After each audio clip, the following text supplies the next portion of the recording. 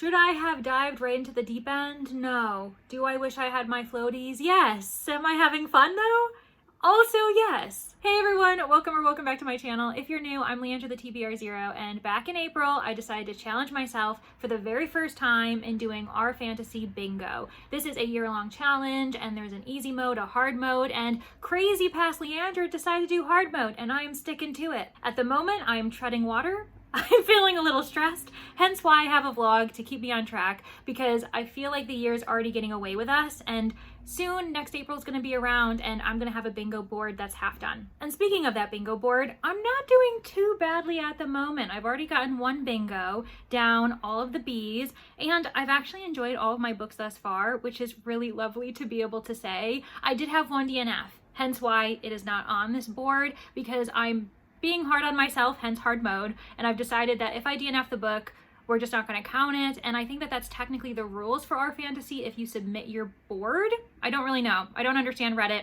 I'm just here for a good time. Anywho, so far I have gotten 8 books off of my bingo card, and I'm pretty proud of that. In the top corner, we have Knights and Paladins. The book I decided to count for that was Gideon the Ninth. I gave that 4 stars. For Impossible Places, I read Infinity Gate by M.R. Carey and gave that 5 stars. With Parents, I did end up reading Inkheart, a middle grade fantasy by Cornelia Funk, and I actually read that for Not Reading for Content podcast. I gave that 4 stars. My book for Biopunk is probably the same as a lot of people, if not the book specifically, at least a book within the series, and that is A Drop of Corruption by Robert Jackson Bennett. I gave it 5 stars. And then rounding out that column, we have a bingo square to be recycled from a past year. I just went to last year's board because I obviously didn't do it. This is my first year doing things, and I chose the heist prompt that was on that bingo board, and the book I ended up reading was Last Chance to Save the World. This is by Beth Revis, and I gave that 4.25 stars, I believe. And then skipping the I's, I went to the ends for no reason at all, and for Gods and Pantheons,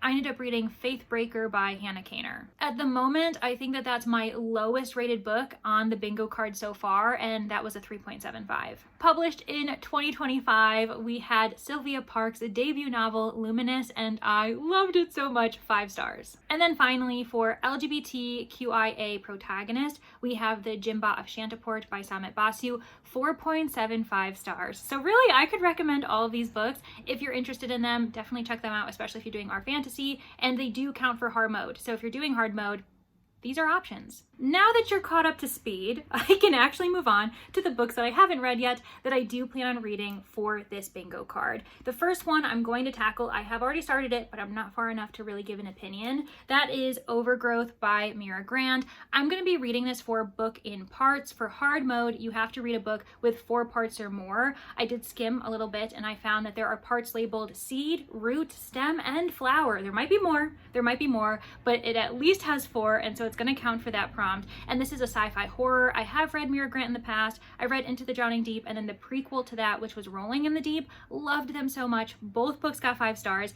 But I'm not gonna lie, that's the only 2 books that I've ever read by this author, and this author is also Seanan McGuire, if you weren't aware that she uses a pen name. So I'm a bit nervous. What if those are the only books, the only kind of series that I really love from this author? Maybe I won't like her other stuff. That doesn't mean I should cast this author aside completely, but I am very nervous, especially because I don't think this book is getting as much hype as I expected it to. The reviews, the ratings aren't as high collectively as I expected, but that doesn't really mean much because I've given books 5 stars that have very much not been liked by most of the population that's read it. So I'm really hoping that this is going to be a win, and I'll let you know when I get maybe a third of the way through the book and provide you with my initial thoughts. And do I have a story to tell you? This has nothing to do with the vlog, has nothing to do with our fantasy, but I have been stressed for the last 48 hours because some may be aware, but I have been dealing with hornets, yellow jackets. There is a huge nest on my porch in the apartment where I'm living, and it has been an ordeal. And yesterday, we had the exterminator come, he did the powder, did everything else, and lo and behold, that caused a bigger issue because in trying to escape the poison, all of the hornets came into my apartment. We are talking dozens upon dozens of hornets flying around, trying to escape, and yet finding themselves in my tiny studio apartment, and a human, this girl, screaming at the top of her lungs. It was traumatizing and not that big of a deal, but also very scary in the moment. Everything is fine. Am I walking on eggshells waiting to see if any hornets are still left in my apartment? Yes. Have I found a few? Yes, but we are pushing forward and your girl is stressed, so please bear with me. I know that has nothing to do with the vlog and that's more of like my own life, personal life things going on, but I have to tell someone. So yeah, that was not fun. Meanwhile, this isn't a very happy update anyway, because I am 25% of the way through Overgrowth. So I have read about what, like 146 pages. I'm close-ish to the end of part 2, which is called Root, but I just don't know if I can do it. You know what's terrible is I'm the type of person, as soon as I have an inkling that I may want to DNF, that thought grows and grows and grows, and I can't bring myself to keep reading. I can't. This might end up being a soft DNF because I do want to see how this book progresses, but at the moment it's really not working for me. Stasia, our main character, is lovely while also kind of grating on me. I think the biggest problem I'm having with this book is that it's written in first person. The first part was gripping. I loved the third person ominous perspective of what's to come. It was dark. The author definitely went there as far as some really shocking elements in the first section, and I was eating it up.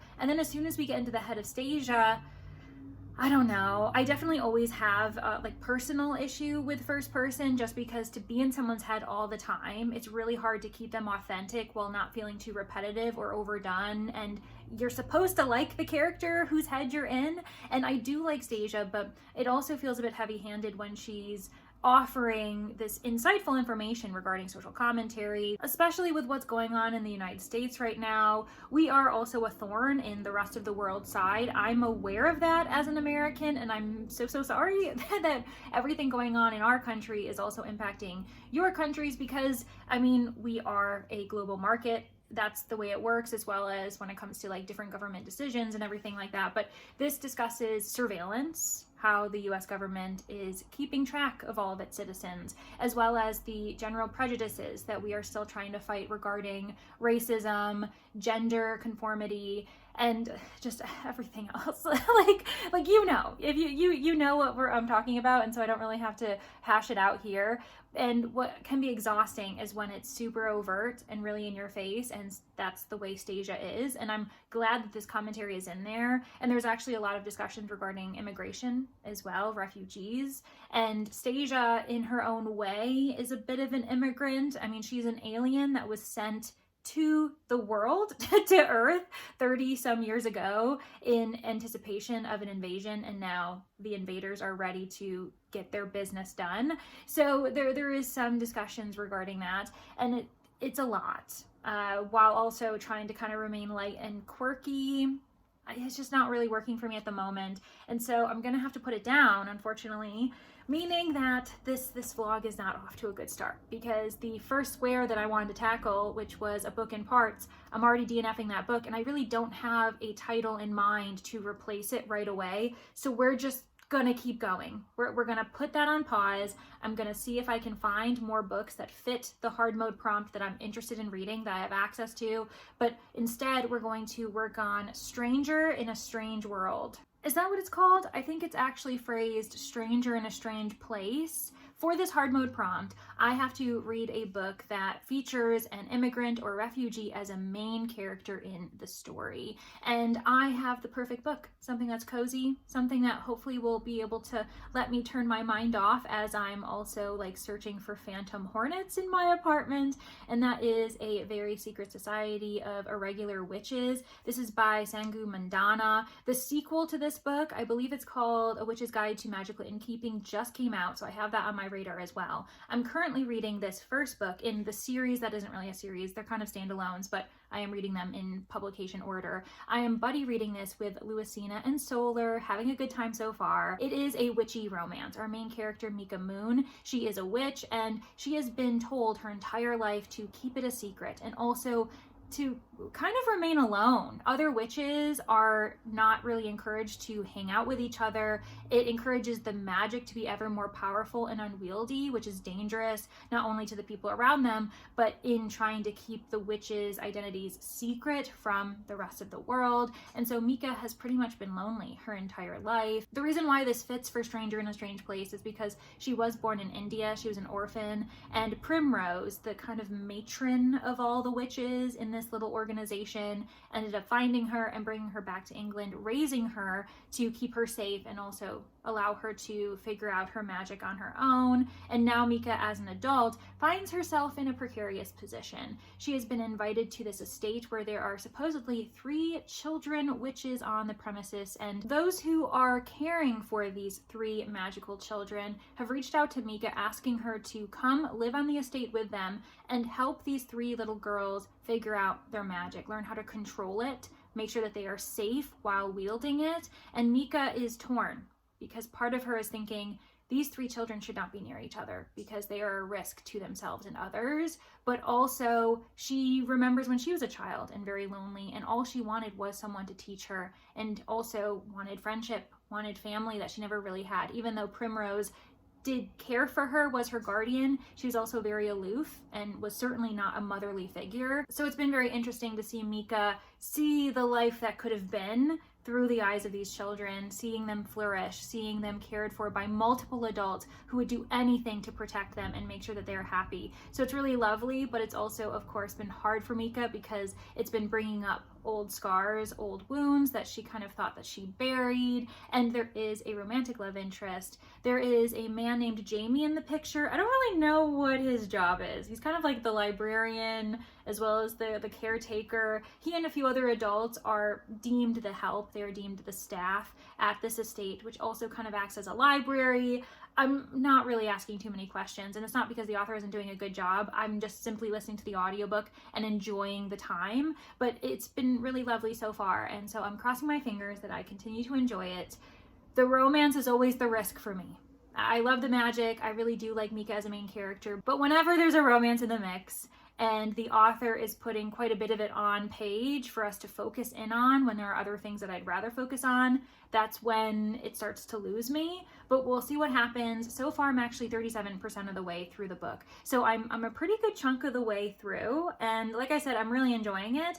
And I imagine the next time I check in with you, I'll have finished the book because there's not much left. It's a very, very quick rom-com. So yeah, we'll see what happens. I'll update you guys when I finish the book. Wait, there's one more thing that I completely forgot to share. And it really has made my day, especially after the chaos in the last 48 hours. I'm so excited to try this out. I have a package here in front of me, and it comes from Manta Sleep, and they've sent me a bonus item that I was not expecting, and I'm so grateful. It's just perfect timing because I really have been so stressed, and I think that these items are going to help me stay calm, get a good night's sleep, and also make progress on my audiobooks. We have a Manta Sleep sound mask. This is going to be so fun. I can't wait. I'm going to open it so you can see what it looks like. Not only am I anticipating a good night's sleep because I'm able to close my eyes and ensure that there's no light coming outside my window from the street lights or anything else, but I also have the feature of Bluetooth. So I'll be able to wind down, get ready for bed, and possibly listen to some of the audiobooks that you know I have on the go, including A Very Secret Society of Irregular Witches.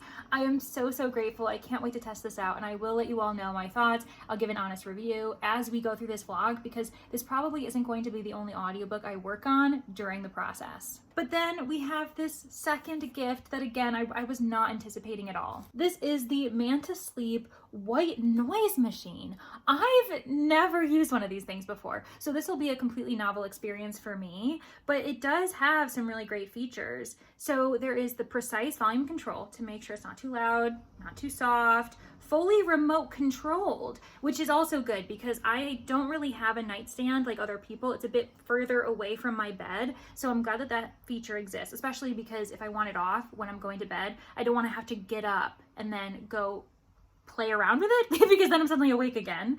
15 gapless non-looping sound. Okay, so not too repetitive. Timer, smart auto off, targeted noise blocking.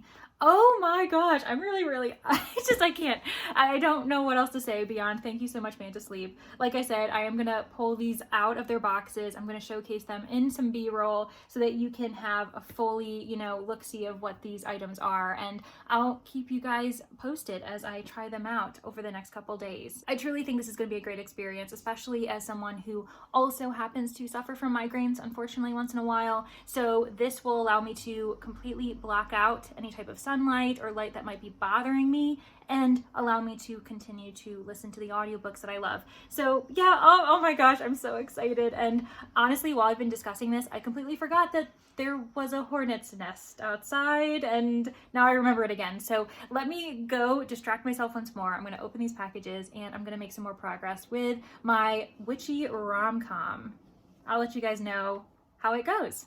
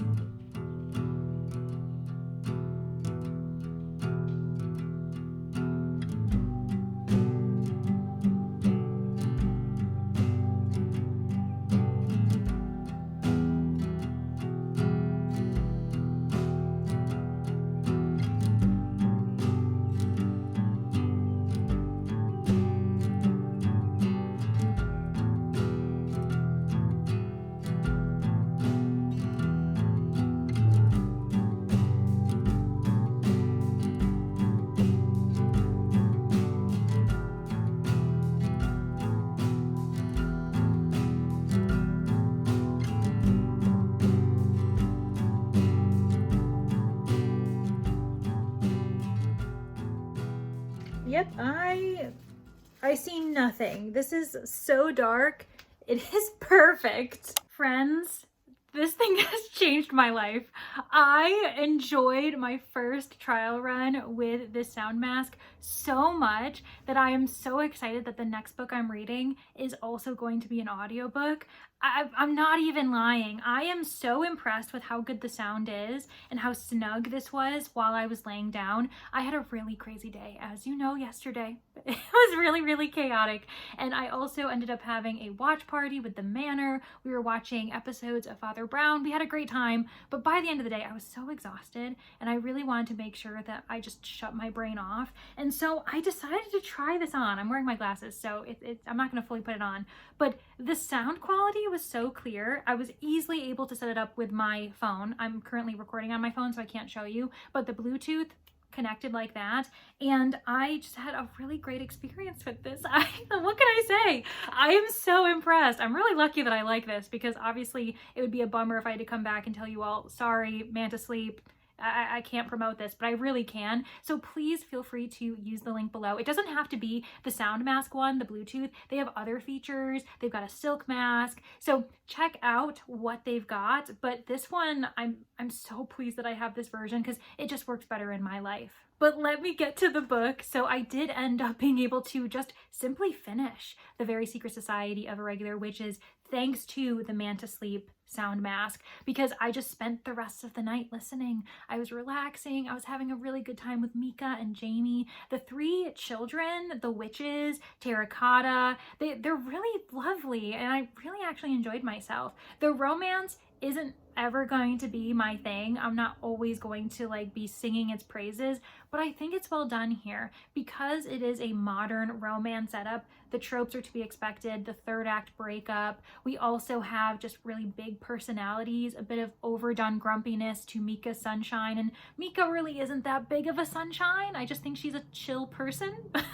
I don't actually see her as being too sugar sweet sunshine, if that grates on you. So I can't recommend this enough. I'm so excited to be reading book 2 with Nell and Rainy and Danny in just a month or so, and I'm really happy that we are able to keep going in this vlog after that upset, after DNFing Overgrowth, and having this pleasant surprise be a really excellent witchy romance. For those who need to know, there is one open door scene. It happens towards the end of the book. I think it's chapter 26 or something like that, but it's the only one. Everything else is more sexual innuendos, suggestions, just attraction in general between Jamie and Mika, which is to be expected in all romances. So yeah, keep that in mind. There is one scene that does kind of come out of nowhere, but that's it. And now I've already given it away a little bit, but I do have my next book picked out, and I'm already about 10% in, but it's so early days that I'm still trying to come to grips with what is even going on. The book that I'm reading next for our fantasy is Witness for the Dead.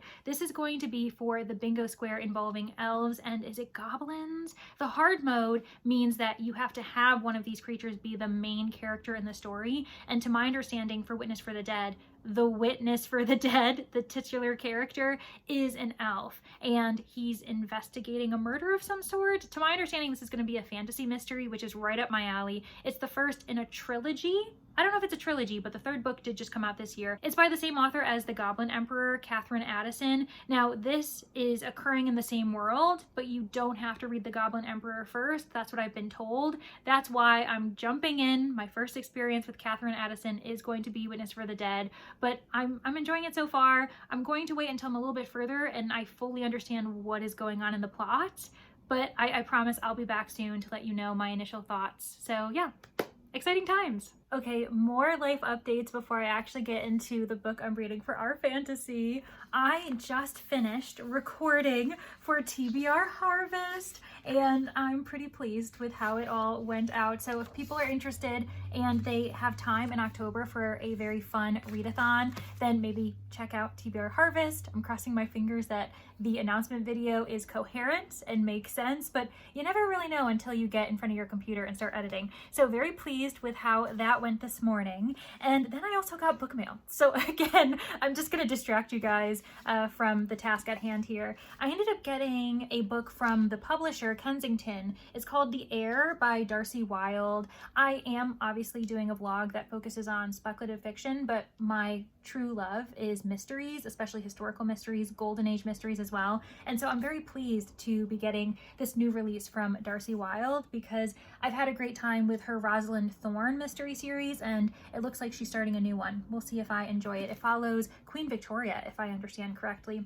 I also ended up pre-ordering a Golden Age title. So this book has existed for quite some time, but the British Library Crime Classics just came out with their own edition of Tour de Force by Christiana Brand. I'm very excited because I'm going to be reading Green for Danger by this author for the She Done It book club for my job. And so I figured might as well add another book by her to my list because I really do want to read this author. I've liked her short fiction in the past, but I still need to actually get acquainted with her long form work. So yeah, I'm basically just having a really great time. I feel like every time you guys see me, well, excluding the time that shall not be named where flying things were all around my apartment. Beyond that, I'm really having a ball. And so speaking of the book that I'm reading currently for our fantasy, Witness for the Dead, I am about a third of the way through the book and I am telling you, it took a hot second. I was not fully processing what was going on just because of the language, specifically when it comes to titles and names in this fantastical world. Could it have helped to read The Goblin Emperor first? Probably, because then I'd already be acquainted with the world,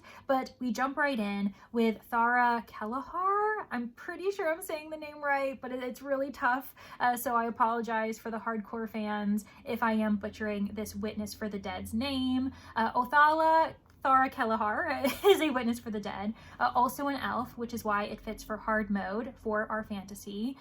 They are trying to figure out who murdered this opera singer. She was found in the river, and now as the witness for her corpse, for her soul, Thara Kelleher is interviewing witnesses, interviewing suspects at the opera, trying to figure out why this opera singer was killed, what secrets was she holding, was she possibly blackmailing someone, especially because the more we look into this woman, the more we realize she was not well liked. I really do like Thara Kelleher as our sleuth. He's really fascinating, quite reserved, but we are seeing moments where he lets his guard down. There is someone who works at the opera. I think they are deemed like a manager of sorts, and I don't know, there might be some romance flourishing between these two characters. He seems to be liking the other's banter, while he likes Thara Kelleher's kind of inquisitive, quiet nature. They seem to be blending really well together. And I am gripped. I'm loving the mystery. I really want to know who killed this opera singer. The more we learn about her, the more that the list of suspects grows because truly no one liked her. I'm just having a really good time. I'm predicting this could be a 5-star, if anything, a high 4-star. And I'm actually even more pleased that there are more books in the series. The second book is out. So is the third. The third one just came out this year. I think this might be a trilogy. I'm not really sure if it's officially done or not, but there's at least 2 books that I can read following this character. At least I think it follows this character. And I'm just a sucker for a fantasy mystery. So yeah, really high marks for the moment. I don't know how much time I'll have to read today. I probably won't finish the book, so you'll see me in a couple days time, but I think we found another winner and possibly the first 5-star of the vlog. Crossing my fingers. I finished The Witness for the Dead, meaning I have accomplished one more Our Fantasy hard mode square, and we will soon be moving on to the next one in this vlog. But let me just gush about The Witness for the Dead for a second. This is going to be a 5-star read for me. I absolutely loved my first time with Katherine Edison. I want to continue with the Cemeteries of Amalo series. In fact, I have since borrowed The Grief of Stones, the second book, and I am chomping at the bit. I also feel like I can confirm now that you really don't have to read The Goblin Emperor first before you can move into this series, because I didn't really feel that lost. Yeah, there was probably history that I would have been able to better understand specifically for Kelahar, but it really didn't impact my reading at all. I didn't feel any type of FOMO where I was really missing out on a pivotal element of the plot, especially because we are so enraptured by the multiple cases that Kelahar is faced with. Not only do we have the opera singer, but we also have a string of poisonings. This man of many names keeps having new wives. Those young wives keep dying under the same mysterious circumstances, and then he just disappears into the fold until another victim is found. And I'm starting to wonder actually if Katherine Addison is a bit of a fan of true crime, especially historical true crime in the UK, because this string of poisonings really did remind me of The Brides in the Bath, and it's really interesting. I love if that's the case. Katherine Addison, I am so pleased that you have been inspired by true crime cases and have infused them into your fantastical world with Kelahar at the forefront. And I really did love his character. I found him endearing and serious. He really did feel as though his job was providing justice for people, providing justice for the dead. And I really am so excited to continue following him, but let me continue with the various cases he had to solve. So not only the opera singer, not only the string of poisonings from this evil husband, we also followed Kelahar outside of the city into this secluded region where a ghoul was terrorizing the locals, and it seems as though they left the problem to fester too long, and now the ghoul is unlike anything that Kelahar has faced in the past. So that was really fascinating to hear all of these suggestions of ghouls and then finally being faced off with one and being like, yeah, that's terrifying. They probably should make sure that their cemeteries are well taken care of and people are put to rest properly. And then we have an inheritance case that follows Kelahar throughout the book. In fact, it threatens his own respect, his own reputation as a witness for the dead, where he has to defend himself for this fraud case. It was so good. And this book isn't that long. And yeah, I just listed probably 4 or 5 significant cases, dealings with the dead that Kelahar has to deal with by the end of the book. And they all wrap up quite nicely. I'm so impressed. It just goes to show you that you don't necessarily need 400, 500, 600 pages to tell a well-crafted story. And yeah, I mean, truly 5 stars, so well earned, and I am predicting that Katherine Addison is going to be an auto-buy author potentially in the future. And now's the time for us to move on to another square in this bingo card. I'm pretty pleased that I was able to accomplish 2 squares already. Obviously, quite recently with Witness for the Dead, I have the Elves square, which was the one that was the most daunting. At least it was daunting, so is the book club one, and I might have to use my One Precious replacement option for that, because Our Fantasy allows you to replace 1 square on the board with something from a past board, and the book club, I just don't get Reddit. I've really tried, and I've also tried to keep up with the book club options that they've chosen, and none of them ever really fully appeal to me, or I don't have access. So I think that might be the biggest mountain for me to climb. But the elves and goblins type of prompt was just completely out of my wheelhouse. So I'm very pleased that I accomplished that and it's out of the way. And actually, I've really been accomplishing the hardest prompts for me, because Stranger in a Strange Land,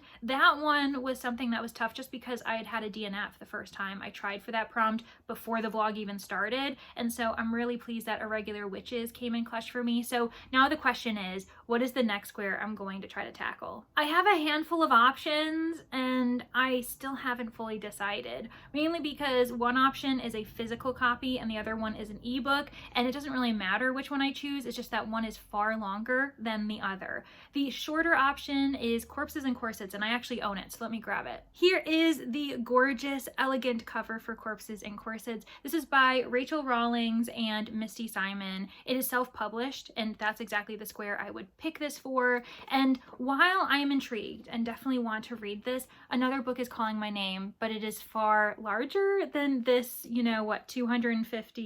225 page book, and that is Mask of Mirrors. Now, this is for the square that is in regards to like high fashion, and it was the offered option by our fantasy Reddit themselves. When they announced the board, they were like, hey, here's an example for hard mode for this prompt, and I was like, well, good, because I really couldn't come up with any other options, and it's a title that I've been meaning to read for quite some time. I've read a book by Marie Brennan, and I know that she is one of the two authors within the duo of, is it M.R. Carrick, who is the pen name for the author who wrote Mask of Mirrors. I really want to read it. Everyone has been really enjoying it this year. It's gained a bit of a resurgence, and part of that is thanks to Danny Dabbles, who did a deep dive review, and as soon as we all found out that she was doing it, a handful of us decided to read it, and I was left behind because life got in the way. But now I have the ebook. I've got some time. It is quite chonky, but I also just really want to read it and dive in. So what I might do is just juggle the two, and then whichever one I'm really vibing with, that's the one I'm gonna work on. But yeah, I'll stay tuned. In my next update, you'll figure out whether I am actually reading Corpses and Corsets or if I have decided to take the plunge and read Mask of Mirrors. Your girl's got bangs. I know this is probably going to be a very stark contrast to the rest of this vlog, but I did end up having a hair appointment, got my hair slightly dyed darker, trimmed, and decided to take the plunge and get bangs. It's something I've talked about with my hairdresser for the past 6 months, so I've just been kind of, building it up and waiting until I felt ready to finally do this, because it is a stark change. It's a bit of a learning curve. I haven't had bangs since I was in elementary school, a literal child. I also feel as though I didn't choose the right time to reveal this, because it's been a couple days since I've washed my hair. I'm sorry, it's a little greasy, but here we are. The main reason why I'm updating you is because I have made some significant progress in The Mask of Mirrors by M.A. Carrick. I'm worried that in past clips I've used the wrong initials just because I can't remember. I don't know why it's so hard for me to remember the initials for this author. It is a pen name for two authors, M for Marie Brennan, A for Alec Helms. I think I finally have grasped that, and so moving forward I shouldn't have any other moments of misspeaking, but I fear that I have built this book up way too much in my head before starting, that I am now inevitably going to be disappointed. And it's not to say I'm not enjoying myself. I am appreciating a lot of this narrative. I tried to provide an update at 33%, and I just wasn't really pleased with how I was speaking about the book. And so here we are at 53%. I am over halfway in this very chunky epic fantasy, and hopefully I can just do a better job of explaining myself while also giving you a good gist of what the book is about and if it could be something you should add to your own TBR. In Mask of Mirrors, we do follow multiple POVs. We're jumping around to different perspectives, but the main character, the person we are supposed to be the most invested in, that we spend the most time with, is Ren. She is a con artist, and she has various aliases. Sometimes we're following her as Renata Viradox, the long-lost cousin of House Trimentis. The Trimentis family is a part of the aristocracy, but they have fallen on hard times. They're not as wealthy as they once were. Their reputation isn't as pristine due to past ancestors and what they've done when it comes to business dealings. And so the Trimentis family, Denaya and her two children, Liado and Juna, are just doing their best. And then suddenly their cousin Renata shows up, and it's not the warmest welcome, specifically from Denaya. She's a bit suspicious because Renata's supposed mother wasn't on good terms with Denaya and the family. She ended up running off to far-flung places. They just never really heard from her again. So suddenly her daughter shows up, and Renata is in fact not her daughter. Renata is Ren, and she, along with her chosen family, Tess, they were both orphans who were originally from the city of Nedezra, where they've returned to. They too left the city, found themselves working for Latilia, I think more so in housework, and then when they returned to Nedezra, Ren, coming with a lot of knowledge, knowing a lot about Latilia and her family, has now taken on this alias to trick the Trimentis family. It is proven to not be that easy, though. Not only is Denaya suspicious,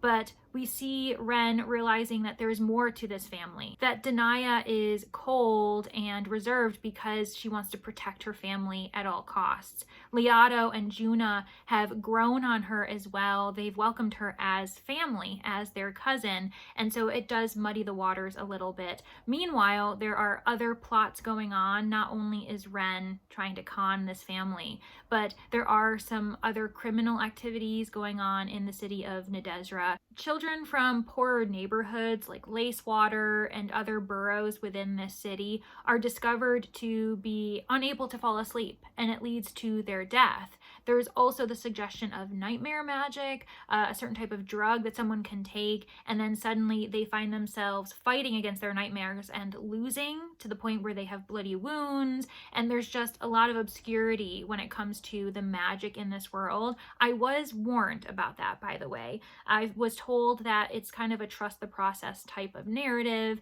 and that it's really complex. I don't know if I agree with it being that complex, but I will say that because the magic has only really cropped up 2 or 3 times, it does leave the reader in the dark, not really understanding how magical this world is. But because it's so sparse, I'm not bothered by it. I feel as though the only reason I know that this is a fantasy book is simply because we have, you know, strange made up names, different locations, different races being mentioned, and then again, once in a while we get a little bit of a glimpse of magic, and then we carry on with the A plot, which is Ren conning the aristocracy and pretending that she is one of them, that she is among the elite. But at the same time, I'm wondering if I'm not finding it very complex because my brain isn't fully engaged, because I don't care about this narrative as much as I would have expected to. And that's why I'm simplifying things and saying this isn't that hard of a narrative to follow, because I'm not invested enough to dig through the trenches and get to what is the most complex areas of this narrative and the complex connections that these characters might be making. I just don't care enough to be making them along with the authors, along with the characters. But I also push back on that because I feel as though I am following it quite well. I am invested when it comes to Ren's relationships with characters from different areas within the society. I've already mentioned Liado, right? So he is born of the aristocracy, expected to have all of this privilege, but it seems as though he also wants to protect his family and maybe holding secrets of his own. We also have Gray Serrato, who has been in some way kind of adopted by House Trimentis. He's good friends with Liado, but he also is Fresenian. So he is of a race that is also quite ostracized and oppressed, not of the elite at all, because he's not Nedezran. And he works for the Hawks, which are basically the police force in this city. And then we have Vargo, who's gained his wealth through organized criminal activity, but everyone seems to be aware that he is slowly making his businesses legitimate. And so he's having one foot on both sides of the tracks, both when it comes to the aristocracy, but also, the impoverished, those who are doing petty crimes and just illicit activity in general. And Ren has a connection with all 3 of these men because each of them represents a different part of society. They also represent a certain type of threat to her in different ways, but leverage at the same time depending on what they can give her. And there are romantic inklings across these 3 men, which I wasn't expecting. I don't know. I understand the, oh, will she or won't she with any of them, but it does end up kind of being a shrugging moment because she gets enamored by every single one. I've made my predictions. I'm assuming that she's going to end up with Gray, the Hawk, just because Vargo and Liado don't really make sense to me, on top of the fact that Liado is her cousin. I know that they're not blood related, but he doesn't know that, and he's attracted to her, and I hate that. I really don't understand why historical inspired works take that from history and be like, oh yeah, let's add this into the narrative. It's 2025. I know this wasn't written in 2025. It was written like 2019 or something, but what are we doing? Why are we including incest in these societies that we're making up? It's a fantasy society. Why would you include incest? It's really weird. And even incest adjacent, because like I said, we know that Ren isn't his cousin, but he doesn't know that, and I hate it. I also find some of the characters to fall into archetypes a little bit too strongly, making them kind of 2D. Liato is a good example of that. Juna, his sister. I also I hate to say it because this has nothing to do with the author or the writing. I find the audio narration to not be working for me. It's not that it's not well done. The voice narrator has proven that she can juggle multiple accents, whether it be English, an Americanized Canadian North American accent, we have an Eastern European accent, a random Irish accent. She is juggling quite a bit, and that is impressive, but I think the delivery and who has which accent is really distracting for me, because those of the elite tend to be American or English as far as like what their accents sound to me. Meanwhile, those who are impoverished have the Eastern European or the Irish accent. And I feel like that has its own weird connotations. When you think about the history behind those accents and what's going on in the world, it's a weird choice, but I also understand why the voice narrator may have just naturally been drawn to that. And I totally understand the point of code switching, of suggesting this idea of performing to blend into the elite. We see Serato do it. Gray Serato, he code switches his accent depending on who he's speaking with, and so does Ren. When she's pretending to be Renata, she has an English accent, but when she is Eresna, the Sorza, or in her own identity as Ren, she has a Vrzenian accent, which sounds Eastern European. So I understand the purpose of it, but it's just really jarring, and I don't know why, but that I can't get it out of my head that the audio is really grating on me. And I could just switch to the ebook, but it would also take me so much longer to get through, and I'm worried that since I'm not invested at this point, it's just going to go downhill from here about me caring about these characters' actions and what they're doing. On top of the fact that the last chapter I just left on was basically an extended dream sequence, and I read it twice because I figured that I wasn't really paying attention the first time. I was like, Leandra, just get through it. Get through the dream sequence because it's going to be important. And when I was reading it the second time around, I felt like I was having nails on a chalkboard. I was like, oh my gosh, I'm not having a good time.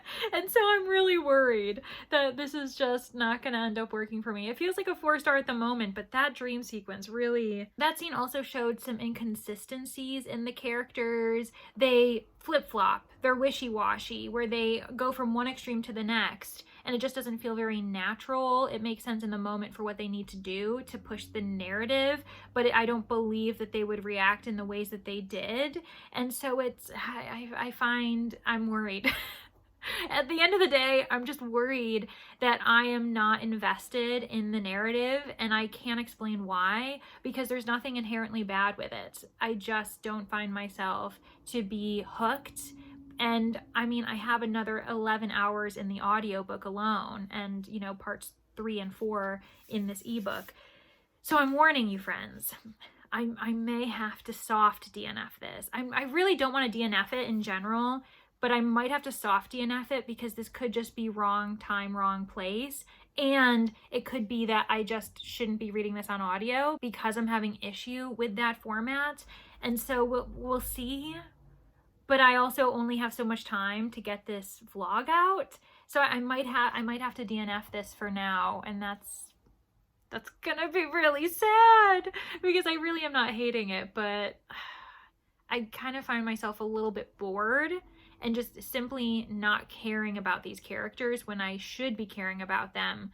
I'm just not. So on that note, I am gonna go and see if I can read any more of this book, or if I end up having to come back to you guys and let you know that I've started a different book for our fantasy, because I feel like I want to finish at least 3 books for this vlog, and I've already DNF'd 1, finished 2.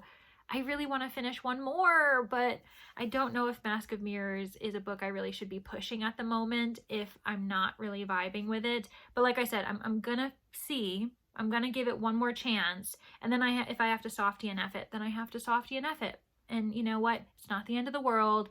It's just a sad day in literature. I've decided to DNF Mask of Mirrors. I just think it's for the best. It's for the best at the moment. I've returned the audio so other people can enjoy it. I've also returned the ebook, put myself on hold once again. Should get it in another few weeks to see if I could give it 1 more chance. I'm just not in the mood for it, and the fact that I am not wanting to pick it up is preventing me from picking anything else up, because I know that this book is my current priority, and so it's just negatively impacting my entire reading experience, my hobby as a reader. And so I've decided, you know what, let's not push it, put the book down, pick up other reads, and then you can kind of give it another try once it comes around, only with the ebook. It's going to be a slow read, and that's perfectly fine with me. So because of that, that means we have a second DNF for this vlog, and this vlog has been going on for ages. What's so funny is when I do a vlog like this that is themed or has some type of challenge, it takes me weeks. It takes me weeks upon weeks,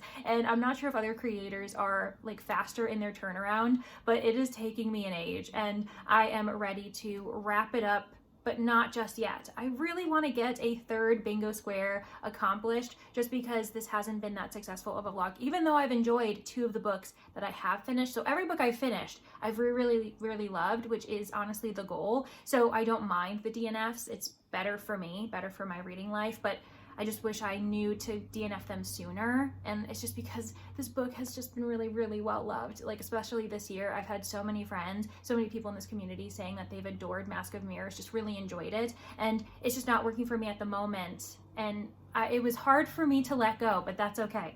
So the plan is for me to try to accomplish 1 more square. And if it doesn't work out, I feel like we just need to call it quits and wrap the vlog up for another day. But I don't feel too nervous, because I am doing kind of an easy one. An easy one for me, mainly because it'll be quick and it's really cozy and comforting. And I've just been putting it off to save it for a vlog like this, and I'm really excited about it. We have A Cat from Our World and The Forgotten Witch, volumes 3, 4, and 5. I am going to be reading this for the series square. If I'm remembering correctly, for hard mode, it has to be part of a series. Oh, I think it's the last book in a series, and that series has to be, is it 5? I think it's 5 books long, and this manga series is exactly 5 volumes. I've read volumes 1 and 2, and so I figured I could treat this as a bit of a bind up and read the last 3 volumes. That way I'm still getting a significant amount of reading done, and it doesn't feel like I'm cheating a little bit with only reading 1 volume. Even though I don't know how manga sits with our fantasy Reddit, I haven't really explored it too deeply, and I don't really see myself submitting. I don't know what you get for submitting a blackout board, but I mean, I'll figure it out. I'll figure it out. So anyways, the whole point of this manga series is that we follow a witch who is under attack. She wants protection, and so she summons a creature, a guardian, a protector, to just be there, and she's a little bit surprised when the guardian she summons is a large house cat. This large house cat is just as surprised, because it literally does come from our world, and so now it's in this universe where it is ginormous. And so the two have this beautiful found family. It's a bit of a slow burn because they're trying to get used to each other. The cat just wants to be loved. The witch doesn't really understand this large furry creature, all while there are attacks on them. There's an assassin, but we also see with every volume a new character added to the ragtag group, which has been really lovely. And this is quite complex. I would say that this isn't a simplistic manga, but the simplicity of it for me, the reason why I'm gravitating towards it right now, is because it will activate a different part of my brain.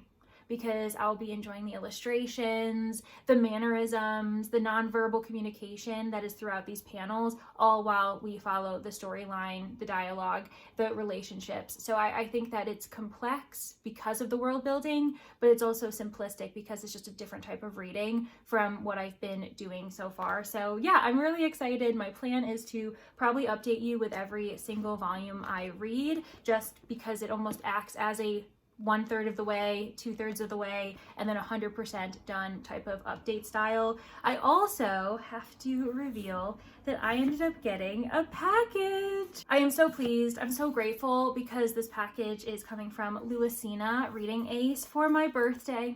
And I promised her I would open it on the day, and so I am opening it right now. I'm really excited. Thank you so much, Luisina. You definitely didn't have to buy this for me. No one has to buy me anything, but it's really lovely to have a birthday gift on the day, because other people are sending things, but with, you know, mail and postage, they come in different times. My family does live away, and so my celebration with them is going to have to be postponed as well. So this is just really exciting to have a gift. So thank you so much, and I'll open it right now. Happy birthday, Leandra. Again, I just had to get you this one since you're such a fan of Robert Jackson Bennett. I hope you love it. Luisina! Oh my gosh! Look at this! City of Stairs. Thank you so much.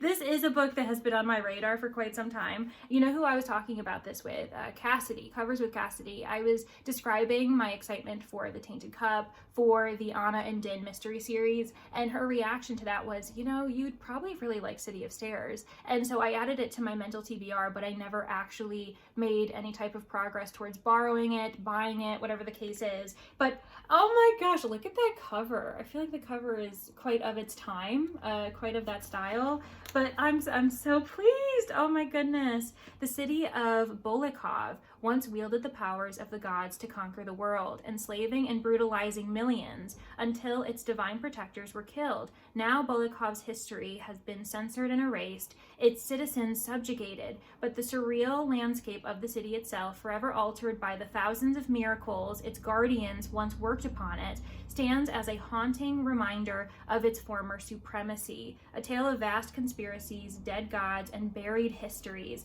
City of Stairs is at once a gripping spy novel and a stunningly original work of fantasy. Oh my gosh, I'm so excited. And you know what? This is the book that surprises me because I knew there was another title coming because Luisina wanted to notify me that I was getting this book because it was on another wish list and she didn't want me to accidentally get 2 books, even though people don't often send me things. So I didn't think it was that big of a thing to worry about, but I'm so excited for this. The Delicate Dream Making District, which is so sweet of Luisina, because also Luisina wasn't as enamored with this title, but she knows how much I really loved The Delicate Dream Department Store. I should say that's the title that she wasn't as, you know, she didn't love it as much as I did, but she knew how much it really meant to me. I ended up reading it for Not Reading for Content podcast, the book club that I host with Danny over on that channel, and I have just been chomping at the bit to read the second book, and I've been on hold at the library for it, and so I'm so excited. It also kind of matches my outfit today. Thank you so much, Luisina. You have really made my day.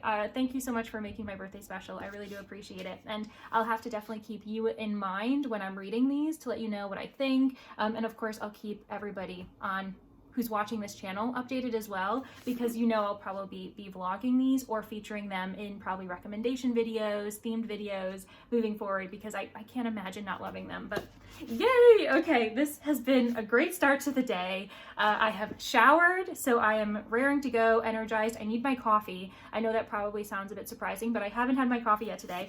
I've celebrated a, you know, gift of books, and then I also have a lovely manga series to get to. So we've got a lot to get done, all cozy things, and I'll keep you guys updated as I make progress. So woohoo! I have officially finished A Cat from Our World and the Forgotten Witch, Volume 3, and this is by Hiro Kashiwaba, by the way, and it feels really good to be back in this world. I did have to play a little bit of catch up because it's been some time since I ended up reading the first 2 volumes, but we do have a great cast of characters. Not only do we have Saint Jean, but we have Miss Rue, a little elf who is just finally feeling freedom. She was enslaved for most of her life, an orphan, and now she's just able to be a child. We have Mew, the cat, who's protecting everyone, and I feel as though with every volume we're getting more of the cat's perspective, and I'm a sucker for an animal perspective, an animal POV, and it's just cat things. Like the cat is, doing a patrol,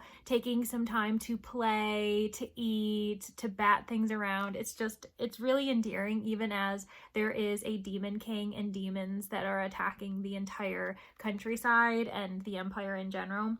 We've also ended up meeting King Robbins. He is a lost soul as well, trying to find his way in the world, trying to fill his father's footsteps, and he just feels like he's never enough. He's got a kind soul, but he's a bit squeamish. He's not very strong. He's been protected his entire life, sheltered his entire life, and he has found his way to be a part of the gang. We also have the assassin. Oh, what is his name? I can't remember now. Mr. Vlad.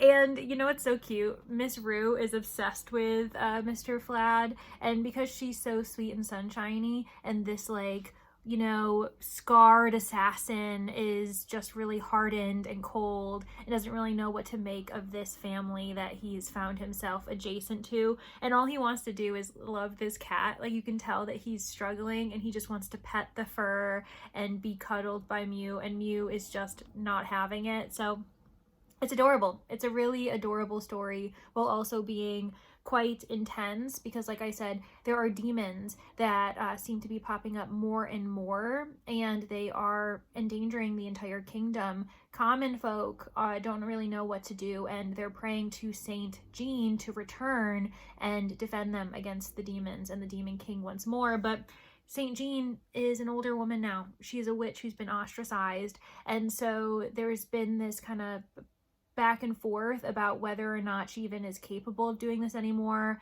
and I find it very endearing. We ended up getting a lot more of the backstory of Saint Jean when she was young, and how she was separated from her own family. The first thing that she ever summoned, the first guardian, was a dragon, and her own relationship with the Empress, who is King Robin's mother, and their backstory. Still really enjoying it, very cozy, and I'm just really excited that I get to continue the story immediately with volume 4. I'll try to keep it vague, especially because I don't want to be providing any spoilers, but with every volume I think I'll remember more of the world that I can tell you about without giving anything away. But yeah, I'm gonna jump into volume 4, and I think this might be my favorite cover, the kind of moonlight. And look, you can see that Mr. Vlad is there as well, because he isn't depicted in the volume 3. Well, he is actually. He's on the back. But yeah, anyways, that's it, guys. I'm gonna jump into this and I'll let you know when I finish it. Volume 4 done, and the plot thickens.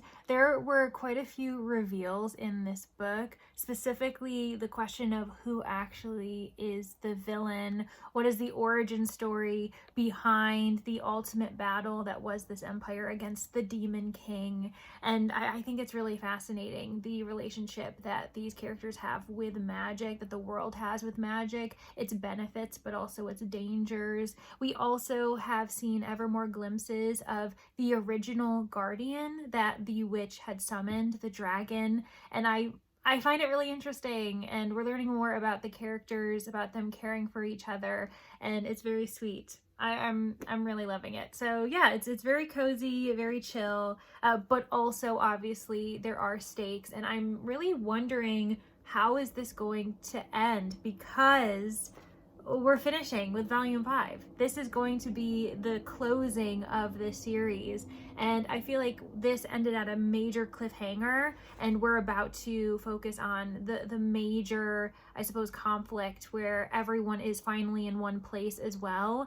And I'm wondering how it's gonna wrap up. I'm imagining we're gonna have a happily ever after for our found family, but we're gonna have to find out.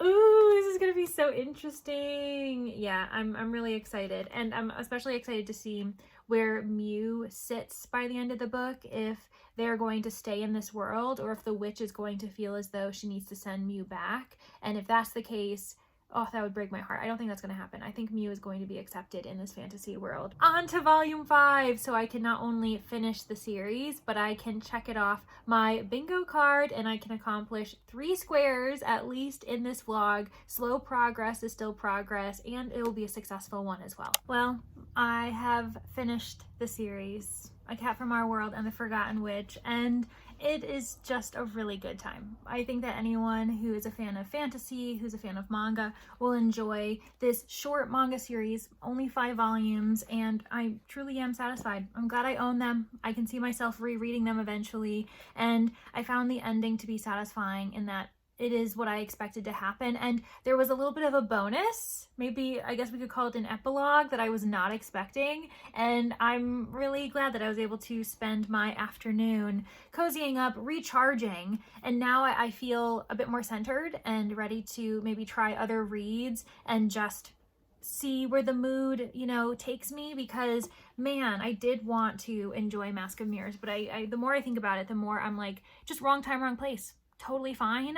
It was coming to be about a 4-star read for me until I started not really vibing with it. And so that's why I think that it makes sense that as a mood reader, I just gotta let it sit and then I can return to it. But I'm pretty pleased. Okay, so we had some ups and downs. And I feel like there's become a trend where either I'm giving really high ratings or high praise towards books, or I'm DNFing them. That happened with my new releases vlog, and there's just been a couple times this year where truly it's the extremes. And you know what, I'll take it, because that just ensures that I'm still finishing books that I'm loving. And I'm pretty proud of how the bingo board is coming up. We still have so many spaces, and I didn't get any additional bingos in this vlog, but that's totally fine. Let's see, where did we leave off? So I did in fact get Stranger in a Strange Land with the Very Secret Society of Irregular Witches. I am actually pretty excited for book 2. Now, this wasn't a 5-star read, but I found it really cozy and very easy to read, and I did feel as though I could relate and really enjoyed the main character, Mika Moon. What a great way to be introduced to a new to me author through our fantasy bingo, so very exciting there. I also did accomplish Elves and Dwarves. I don't even know if I said that right when I was first reading for that square. I think I said like Elves and Goblins or something like that. I don't know, but I did accomplish that with The Witness for the Dead. 5 stars. Absolutely adored it. I am really excited to be reading Grief of Stones as soon as I have free time, and that one reached hard mode because what's his name? Thara Kelleher. I'm actually pretty proud that I do remember that, because those names were really tough in that book, but totally worth it. So Thara Kelleher, our investigator, was indeed an elf as well. So that was wonderful to be able to get that hard mode done with a book and an author I've been meaning to read as well. So 2 new to me authors, pretty pleased. That's actually something that's really interesting. And so the 2 books I DNF'd, we had Overgrowth at the beginning. That was an author that I had experienced before, Mara Grant, with the Into the Drowning Deep, Rolling in the Deep. Just didn't work for me this time around. I also want to maybe try that a different time when my expectations have been adjusted appropriately. And then when it came to M.A. Carrick, one of the authors in that duo I had read before, Marie Brennan, A Natural History of Dragons. I'd read the first book in that Lady Trent series, and that was a 4-star read, so I did enjoy it. So that's why I still think Mask of Mirrors was wrong time. But yeah, it's interesting that I DNF'd the 2 authors that I had experienced previously, whereas the new to me authors really worked. And yet, I mean, of course, we have the outlier when it comes to this manga series, because I had read volumes 1 and 2, and I'm really happy I was able to finally finish the series, because these have been sitting on my shelves for quite some time. I actually I'm pretty sure I pre-ordered volumes 4 and 5, so I just was waiting for the right moment, and it was now. And that has me accomplishing last in a series, because volume 5 was the last in a series.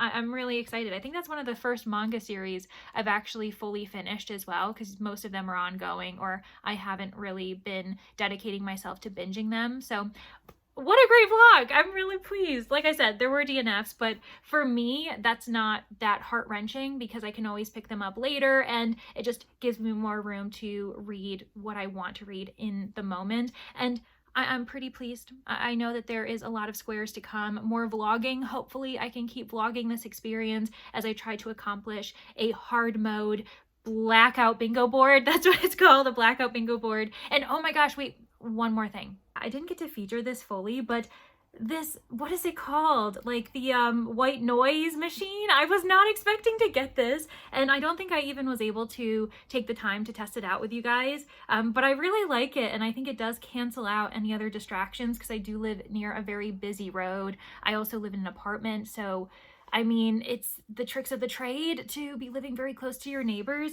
but I think this has helped me really focus when I'm physically reading and not allowing distractions, because I'm someone, if I don't have the audiobook and I'm physically reading, I am distracted every 5 minutes. And it's something I'm working on, but my attention span is not what it was. And so yeah, let me show you how this works. So I've got the speaker, and all you do is click on this. It sounds almost like a storm's outside. Yeah, this one's my favorite. I think this is the one that I've used in the past just because it's kind of soft. And yeah, no, like truly, this isn't gonna be an item that everyone's gonna want to use, and I totally understand that. It was one that I didn't know I would enjoy, and so thank you so much for that surprise gift, Manta Sleep. And again, thank you so much for this mask. If you're interested in checking out any of their products, you absolutely are not obligated.